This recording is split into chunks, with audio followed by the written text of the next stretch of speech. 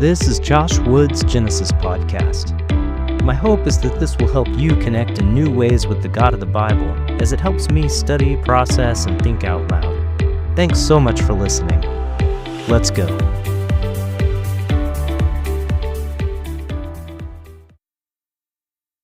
Genesis chapter 26. Well, we are rolling right along this week, and we're over halfway through the book of Genesis now. And here we find a couple of interesting parallels.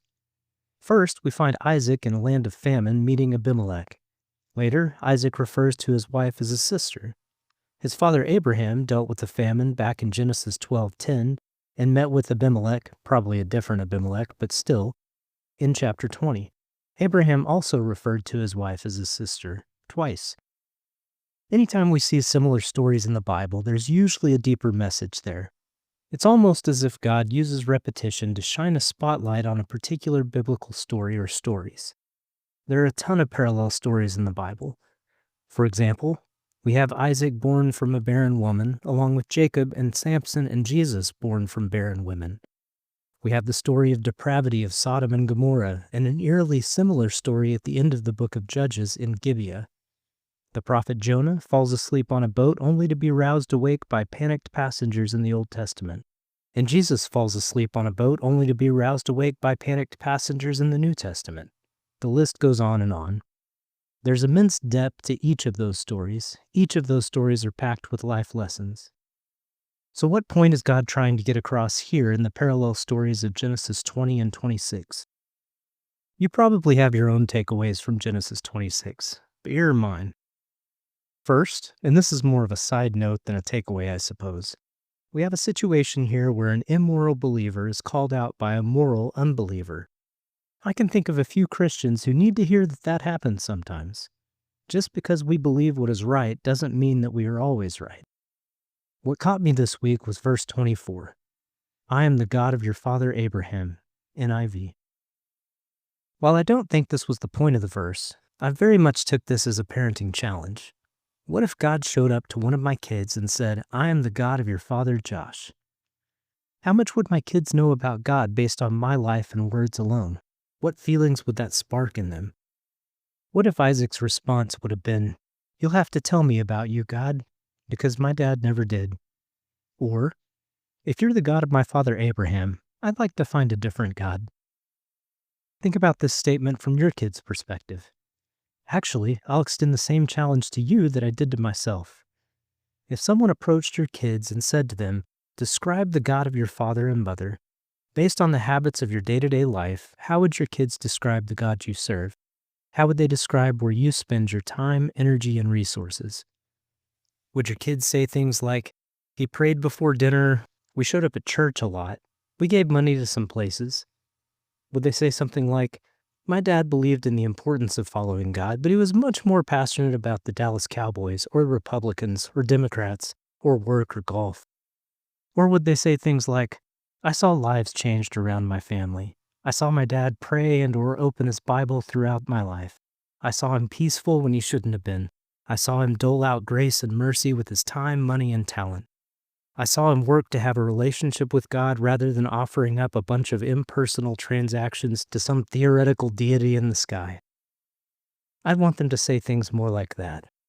And that's my takeaway this week. What habits can I begin forming today to improve my kids' impression of the God I serve? I'd encourage you to think through the same question. Yeah.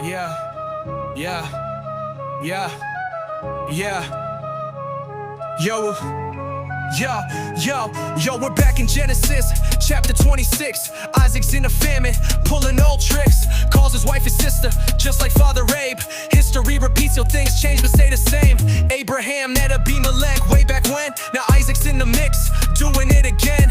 God's dropping echo, stories align. Repetition's a spotlight, a heavenly sign. From barren wombs to boats in a storm, Sodom to Gibeah, the pattern's reborn.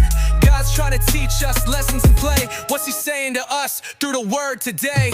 Isaac's called out by a king with no faith. Believer in the wrong, unbeliever sets it straight. But verse 24 hit me deep in the soul. I'm the God of your pops, that's the goal.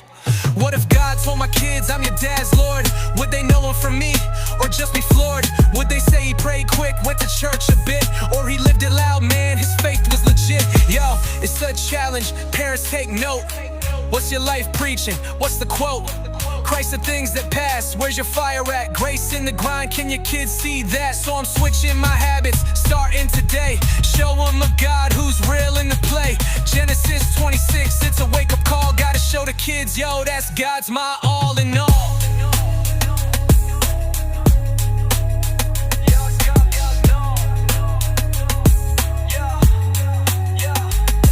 So I'm switching my habits, starting today. Show them a God who's real in the play. Genesis 26, it's a wake-up call. Gotta show the kids, yo, that's God's my all in all. Yeah. Yeah. Yeah. Yeah.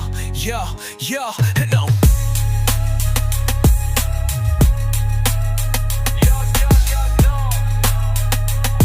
Yeah. Yeah, yeah, enough.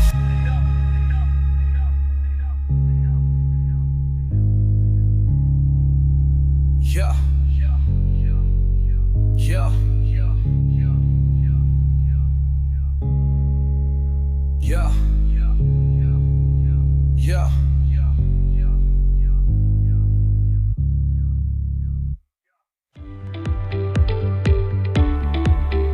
You've been listening to Josh Wood's Genesis podcast. Feel free to connect with me on Substack, Instagram, Facebook, X, or Threads. My username is JoshWoodTX on all of the above. Thanks for listening. See you next time.